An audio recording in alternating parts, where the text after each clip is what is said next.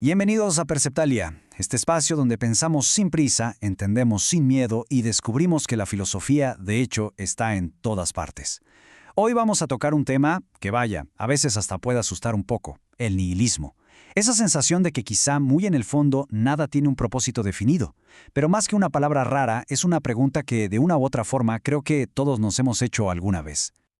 Uf, esta frase de Pascal creo que le da justo al clavo a un sentimiento universal, ¿no creen? Es ese vértigo que te da en un momento de silencio cuando de repente te cae el 20 de la inmensidad del universo y de tu pequeñísimo lugar en él. Es ese asombro de existir así, aquí y ahora, sin una razón aparente. Y casi te obliga a preguntar, bueno, ¿y por qué? ¿Para qué estoy aquí? Y es justo ahí, en esa pregunta que lanzamos y que parece rebotar en un silencio inmenso, donde comienza este recorrido. Podríamos llamarlo así, el eco del vacío. Ese instante en que nuestra búsqueda de sentido se topa con nada. Y eso puede ser bastante abrumador. Y esta es la pregunta del millón. Y no es algo abstracto, ¿eh? Es una sensación súper real.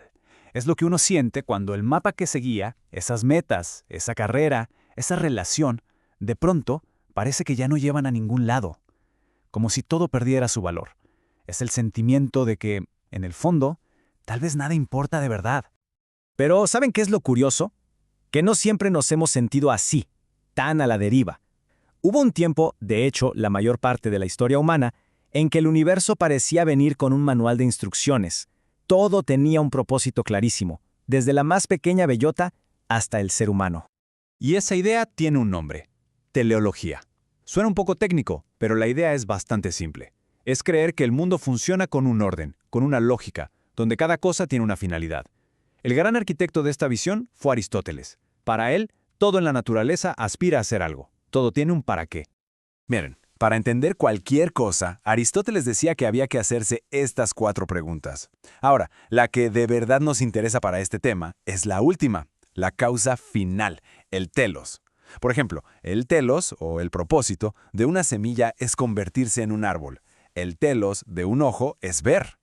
Todo, absolutamente todo, tenía una función que explicaba por qué existía. Y aquí es donde la cosa se pone súper interesante, porque esto tenía consecuencias morales enormes. Si el propósito de un ojo es ver, pues un buen ojo es el que ve bien. O sea, el ser de algo, lo que es, te decía automáticamente cuál era su deber ser, cómo debía funcionar. El mundo no solo era de una manera, sino que debía serlo. Tenía un orden moral integrado. Pero claro, este edificio de certezas, tan perfecto, tan ordenado, empezó a tener grietas. Y vaya que fueron grietas profundas. Las ideas que habían sostenido al mundo por siglos empezaron a derrumbarse. Y aquí es donde la filosofía empieza a tirar la casa por la ventana. Uno de los primeros en meter el dedo en la llaga fue el filósofo David Hume.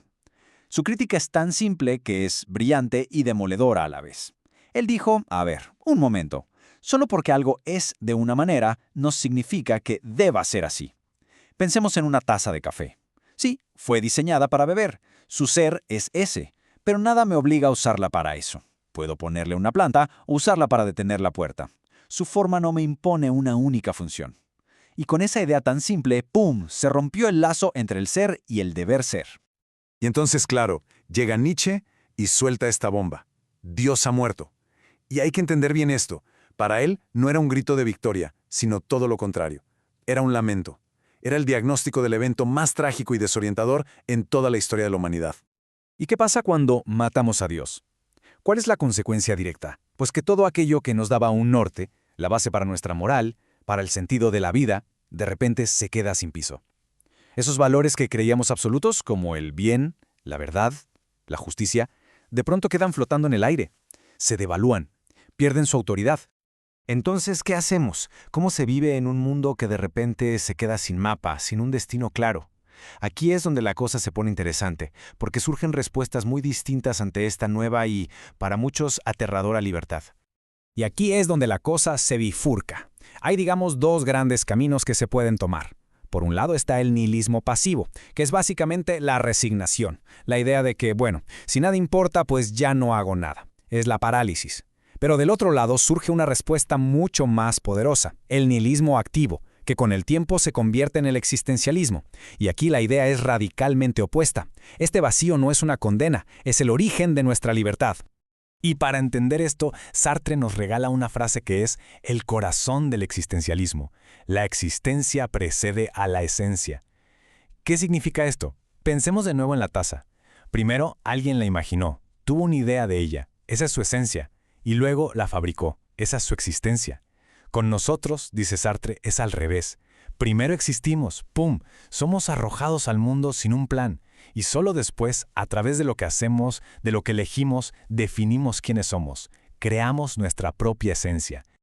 Ok, ya vimos el derrumbe. ¿Y ahora qué? ¿Cómo vivimos con esto hoy, en nuestro día a día? Quizá la clave no es encontrar una nueva verdad a gritos para reemplazar la anterior. Quizá se trata de aprender a pensar de otra manera, de una forma más sutil, como si pensáramos en voz baja.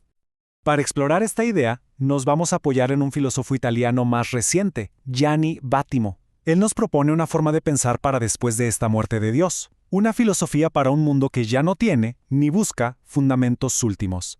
Vattimo nos dice que básicamente hay dos formas de pensar. Por un lado está lo que él llama el pensamiento fuerte. Imagínense a alguien que habla con la verdad absoluta bajo el brazo. Es el pensamiento que busca certezas totales y que al tratar de imponerlas se puede volver autoritario, incluso violento.